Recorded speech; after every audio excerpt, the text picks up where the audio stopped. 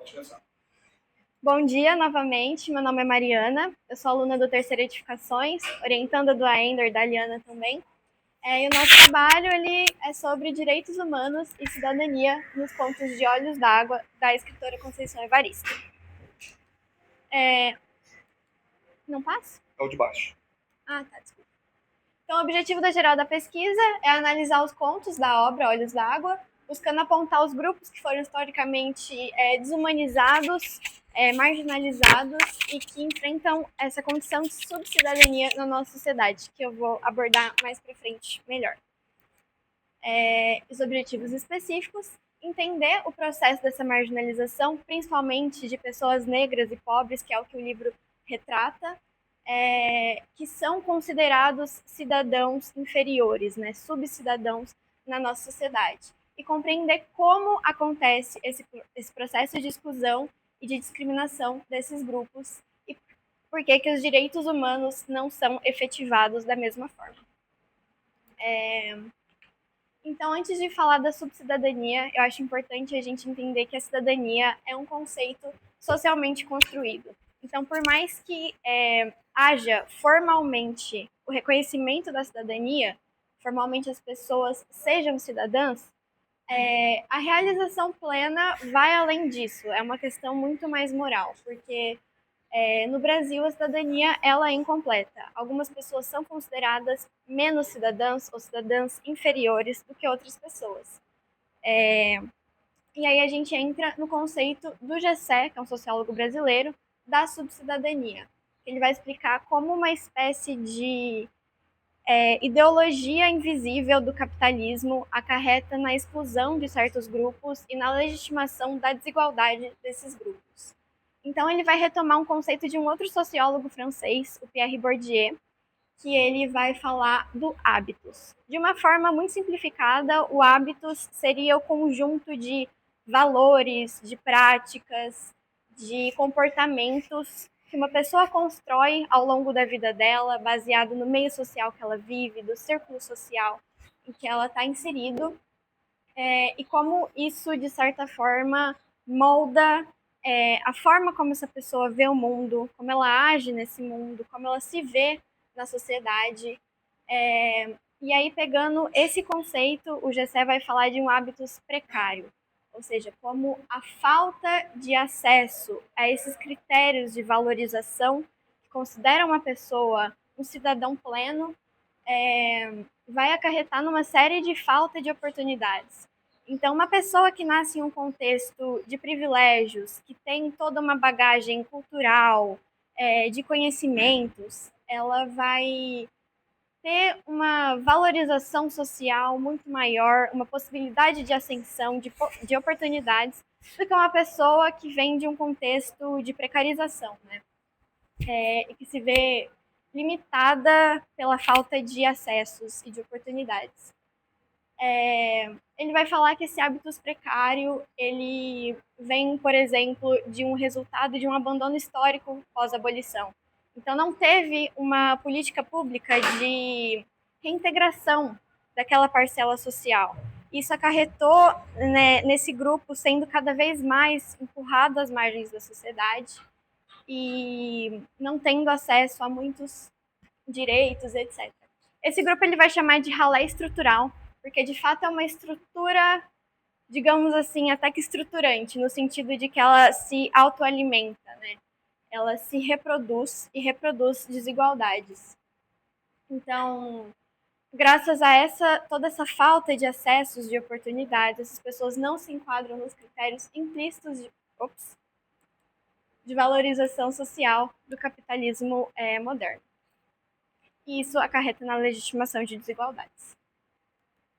E aí a gente entra com a Conceição Evaristo, que por mais que muitas vezes, quando a gente vai analisar uma obra literária, a gente tenta desvincular a biografia do autor da obra do autor, nesse caso é muito importante, porque a Conceição ela é uma autora negra que cresceu na periferia, cresceu em meio a essa condição de subcidadã, de falta de acessos, de falta de direitos, e isso vai definir muito a escrita dela. Ela vai vir com o conceito de escrevivência, que é a escrita que nasce da vivência, da experiência dela como uma mulher afro-brasileira na sociedade, e que tem um fundamento político, porque ao fazer isso, ao retratar essas histórias, ela vai denunciar essas condições, unindo tanto a vida, a memória, a resistência. Então, ela vai para um viés de valorização da identidade negra, de construção de uma identidade. E ao fazer isso, ela vai configurar humanização aqueles personagens que ela retrata através das narrativas. E aí tem uma frase muito famosa dela, fala da escrevivência, que é: nossa escrevivência não é para adormecer os da casa grande, e sim acordá-los dos seus sonos injustos. Então, quando ela faz essa revisão histórica, eu acho que isso define muito bem esse projeto de denúncia que a escrita dela retrata, né? E aí o nosso trabalho ele vai consistir em analisar os contos, pensando em como é, esses contos, essas narrativas retratam a consequência humana dessa subcidadania que é teorizada pelo Gessé. Então, por exemplo, através de personagens como a Ana da Venga, que é uma mulher que é esposa de um chefão da periferia, que vive em um contexto de insegurança muito grande dentro daquele lugar, como aquele conto, por exemplo, denuncia a brutalidade policial, porque ao final do conto ela é morta por policiais juntamente com o marido dela. Personagens como a do Zuquerença, ela é uma pessoa que nunca teve acesso à educação, e isso acarreta em um subemprego, por exemplo, no qual ela é violentada, no qual ela é explorada. O Lumbiá, nesse conto, ela vai abordar, por exemplo, a questão do trabalho infantil, porque ele é uma criança vendedora ambulante que, nesse ambiente da rua, né, ele também sofre várias violentações. E aí, através desses personagens, através dessas narrativas, através desse conceito da escrevivência, ela vai trabalhar a negação de diversos direitos, direito à vida, à segurança, à infância, à dignidade. Ela vai trabalhar a questão da violência, do abandono, da fome, da desigualdade. E ela não vai fazer isso de uma forma teórica, né? Claro, como o Gessé faz. Ela faz isso de uma forma muito mais poética, porque afinal ela é uma escritora. E as narrativas dela, dessa forma, através dessa poeticidade, através dessa construção literária, desse projeto literário da escrevivência, vai expor a ausência estatal, a desumanização cotidiana daqueles grupos sociais. E a Conceição ela vem se consolidando como um grande nome da literatura negra brasileira. E aí a gente se pergunta, né, por que falar de literatura negra? Historicamente, a literatura brasileira retratou o negro de uma forma muito submissa, muito estereotipada, muito inferiorizada. A gente pode, a gente pode ver isso em diversos clássicos, por exemplo, em que o negro ele é o escravizado, ou a mulher negra é o objeto sexual. E aí surge essa necessidade de uma construção de uma literatura afro-brasileira. Ou seja, a partir de autores negros, principalmente, a gente vai tirar, vai reverter essa representação do negro que historicamente aconteceu na literatura a partir da experiência negra. Então, não é mais o negro como um tema, não é falar sobre, é falar a partir de. E nisso vai revisitar o passado escravocrata para entender e para transformar o presente. Então, a conclusão do nosso trabalho é que a cidadania do Brasil ela ocorre de uma forma muito desigual, muito incompleta. Algumas pessoas são consideradas cidadãos inferiores do que outros. Isso é o resultado de um abandono histórico, de uma exclusão que ela vai além de uma questão econômica, ela é uma questão muito moral, muito simbólica, pensando naqueles comportamentos que são valorizados pelo capitalismo, que o Gessé e o Bourdieu falam sobre. E aí a Conceição Evaristo ela vai entrar como um grande nome da literatura negra contemporânea, com o conceito de escrevivência, quando ela transforma essa realidade em arte, mas também em denúncia. E aí sua literatura busca reumanizar aquilo que foi historicamente desumanizado. Aqui, novamente, mais uma citação dela. Se eu não me engano, é do penúltimo conto, em que ela fala que escrever é uma maneira de sangrar. Acrescento, e de muito sangrar, muito e muito. Eu acho que isso também sintetiza bem o que é esse projeto estético, político, literário da escrevivência e como ela se enquadra na literatura.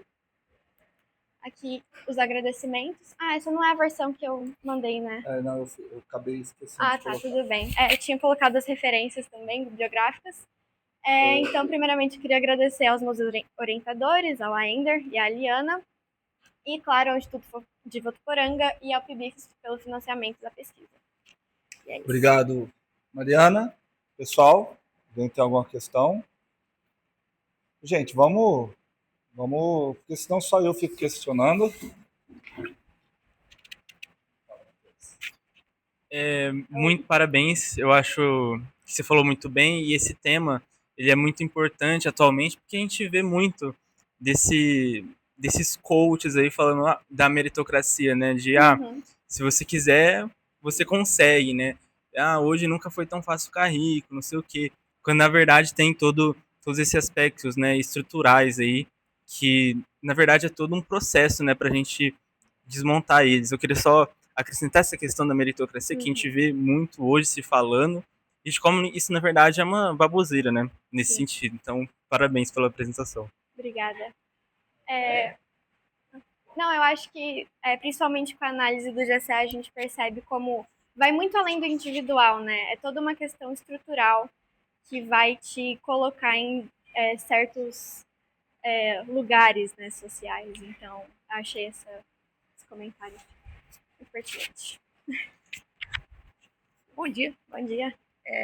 Eu acho muito interessante que eu estudei todo o meu ensino básico em escola particular, tive esse privilégio. Minha mãe era professora, muitas vezes eu tive bolsa, mas eu estava sempre nas escolas particulares e, apesar de ter um pouco de discussão sobre isso em história, em literatura, era muito pouco. Eu não sei se é porque já faz uns anos que eu terminei o ensino médio e agora tem mais discussão, ou se era um problema de todas as escolas que eu estudei até então. Mas eu percebi que quando eu entrei aqui no Instituto, quando eu comecei a fazer engenharia civil, foi a primeira vez que eu tive contato com pessoas negras periféricas. Eu consigo contar nos dedos a quantidade de alunos negros que estudaram comigo durante meus anos de ensino básico. E numa matéria, era engenharia civil, mas tinha matéria de cidadania, se eu não me engano, comunicação. Não foi nem, acho que tive ética, mas foi em comunicação e expressão que o professor, que eu confundi as matérias, perdão, que o professor chamou a atenção para essas coisas e os alunos negros que estavam na sala começaram a contar suas experiências enquanto pessoas negras marginalizadas e eu falei, nossa, caraca, eu já ouvi falar muito, mas eu não tinha tido contato com essas pessoas. E eu acho muito interessante agora, que agora estou fazendo a licenciatura, muito mais feliz, venho para física, e eu preciso saber mais sobre essas coisas que eu não tive acesso antes. Então eu fico feliz de ter acesso a esse tipo de cultura, porque eu não tive anteriormente e vai ser importante quando eu for docente. É isso. Muito obrigada. Obrigada. Bom, Mariana, não sei se isso tem, viu, ainda? Ainda para colocar aqui, a cidadania, me corrija se eu estou enganado, mas ela é uma área de pesquisa, assim como a ética, né? Ela está a definição do conceito de cidadania na sua na apresentação dela deu a entender que o conceito de cidadania ele é uma coisa regional, estaria relacionado, pelo menos é o que eu entendi da apresentação, a localização.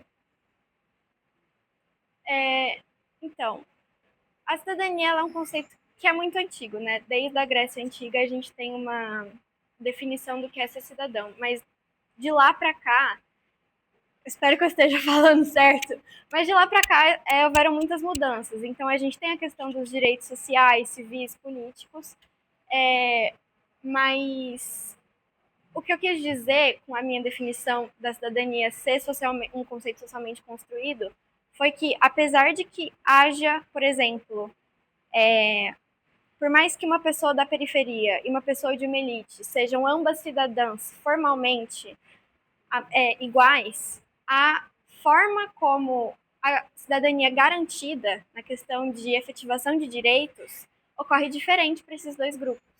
Tá? Essa parte para mim ficou clara. Assim, aí fica mais como sugestão de, talvez para você fortalecer mais até o discurso. Inclusive o Aender foi um dos que me avaliou na disciplina de ética e cidadania, e lá é o seguinte, no caso da ética, por isso que eu estou perguntando, é uma dúvida mesmo. No caso da ética, a ciência da ética busca-se uma universalidade da ética. Eu gostaria de saber se busca-se também uma universalidade do conceito de cidadania. Porque eu concordo plenamente com o que você falou. Você tem uma definição aqui, a gente tem uma percepção intuitiva do que é ser cidadão. Isso não se aplica a diferentes classes sociais, raciais. Isso aí, nós estamos alinhados. Mas, por exemplo, ser cidadão no Brasil e ser cidadão no Irã vai ser o mesmo conceito? Busca-se essa universalização do conceito de cidadania ou não? É esse que é o questionamento que fica aí para pensar. Depois eu vou tirar as dúvidas ainda.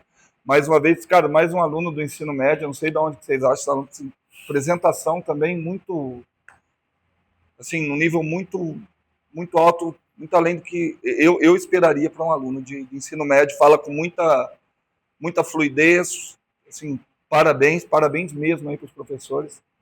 É interessante ver que, no caso, falou de meritocracia, não sei se é esse o termo, mas a bolsa de vocês é muito merecida.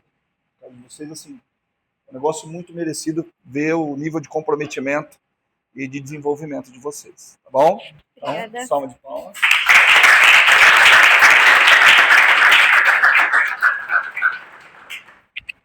Enquanto